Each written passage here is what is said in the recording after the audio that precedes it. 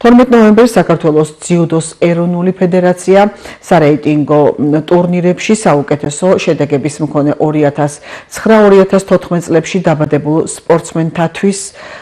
გამოცდების ჩატარებას გეგმავს ადგილობრივი სპორტული გაერთიანების დირექტორის გელა დალაქიშვილის ინფორმაციით, წარმატებულ კადეტთა ჩამონათვალში არაერთი გურჯაანელი კადეტია რეგისტრირებული.